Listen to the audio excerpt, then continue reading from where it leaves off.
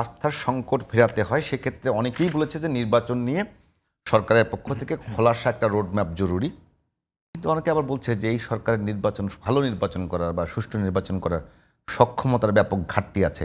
সেই বিষয়টা নিয়ে কিন্তু বিএনপির পক্ষ থেকে খুব বেশি দাবি দেখা যায় না। শুধু নির্বাচনই করছেন আপনারা। কিসের ঘাটতি?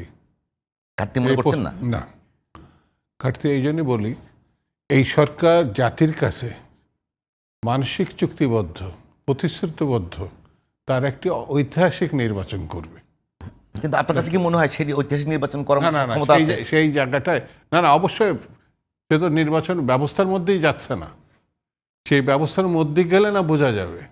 নির্বাচন কমিশন এটা নির্বাচন করে, সরকারের অনুমোদন সাপেক্ষে নির্বাচন কমিশন যে মাস বলেছে দিনটা নির্বাচন কমিশন সরকার বলবে যে 1 ফেব্রুয়ারি অথবা 15 ফেব্রুয়ারি নির্বাচন কমিশন বলবে। হ্যাঁ, তখন নির্বাচন কমিশন সেই মোতাবেক সে একটা শিডিউল তৈরি করবে।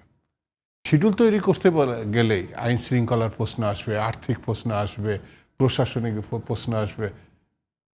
নির্বাচন তো কমিশনের শতভাগ ক্ষমতা নাই।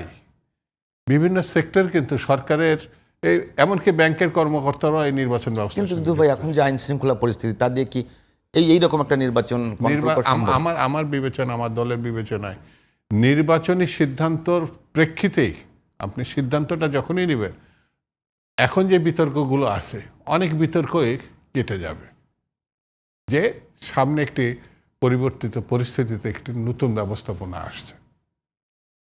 সেই ব্যবস্থাপনার মধ্যে তাদেরকে বসবাস করতে হবে, চলতে হবে।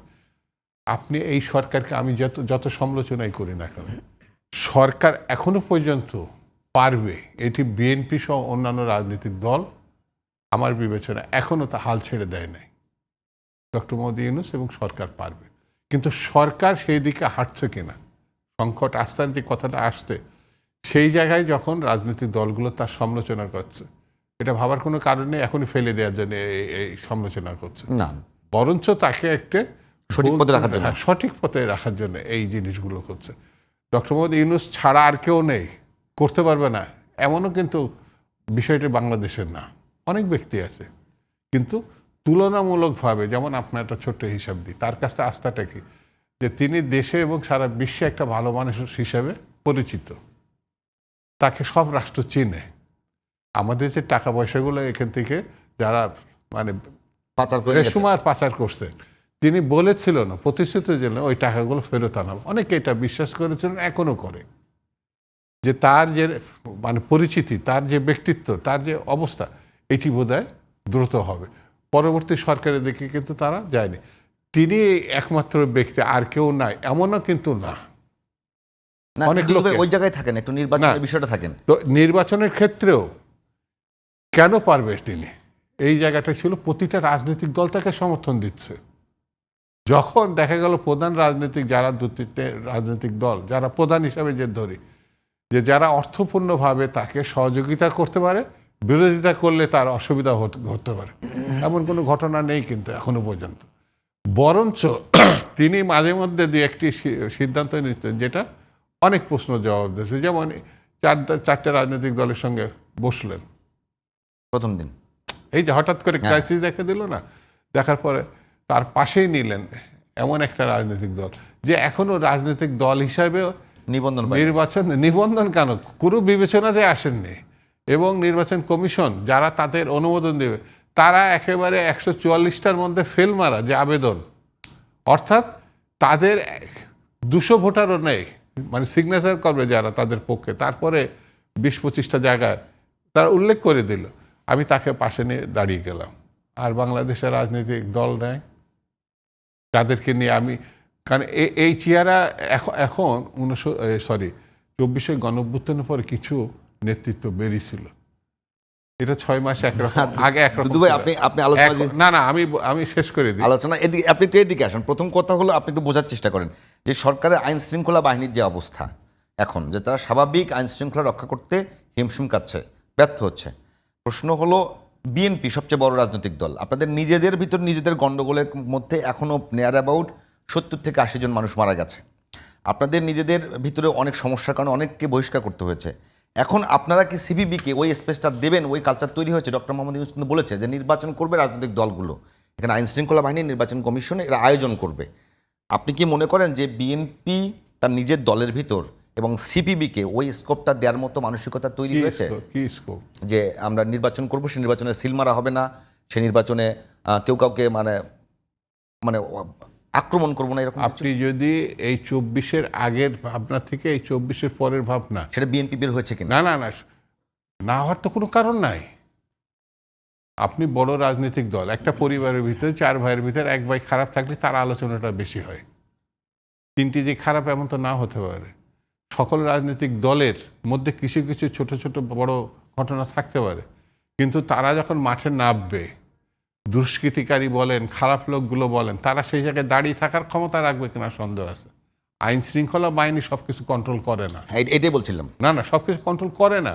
এখনো পর্যন্ত আপনি প্রতিটা ইউনিয়ন গ্রামের ভিতরে গিয়ে দেখবেন সেখানে কয়টা পুলিশ থাকে এখনো পর্যন্ত?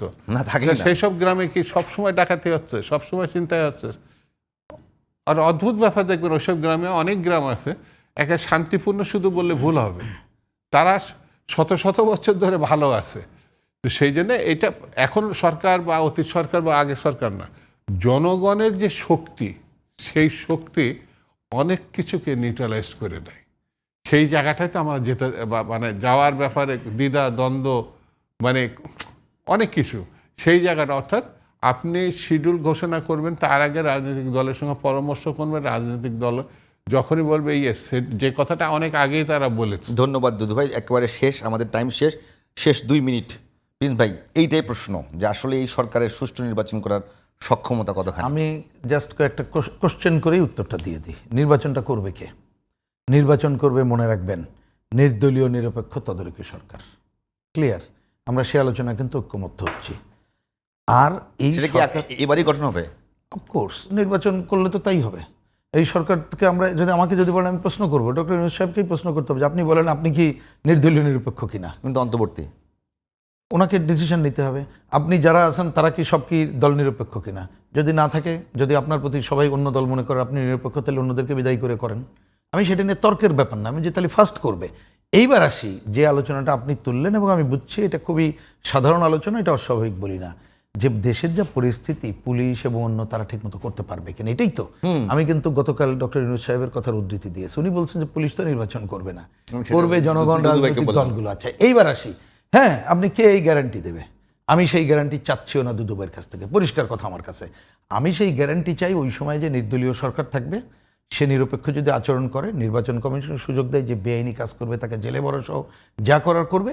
এইবার একটা বাড়তি সুবিধা হচ্ছে পুলিশ, হ্যাঁ, আমরা তাকে আরও আস্থায় নিয়ে কী করা যায় সেটা করতে হবে। আর যদি তখন মনে করে নির্বাচন কমিশনকে যদি আমরা বলি যে সেনাবাহিনী স্ট্রাইকিং ফোর্স, মানে দেখাশোনার জন্য, অন্য কিছু না, তাহলে এটা করবে। আর এই সরকার যেটা করছে না, আমরা তো ওই যে ঘোষণার পরপরই এই দাবি করব যে এই সরকারের পক্ষ থেকে গ্রামে গঞ্জেই বলা হোক না যে আমার ভোট আমি দেবো, জেনে বুঝে ভালো মানুষকে দেবো, এই ক্যাম্পেইন করে ওইখানে দরকার হলে আমরা সংগ্রাম কমিটি গড়ে তুলি। সেই জায়গায় সে বিএনপি হোক আর সিপিবি হোক, কেউ যদি ওইখানে কোনো ধরনের অপকর্ম করতে চায়, তাহলে আইন শৃঙ্খলা বাহিনী এবং জনগণ ঢুকে দাঁড়াবে, সেটাই করতে হবে। এইবারে আমরা যতটুকু অগ্রসর করতে হয়, এর কোনো বিকল্প পথ নেই, এই পথে। ধন্যবাদ।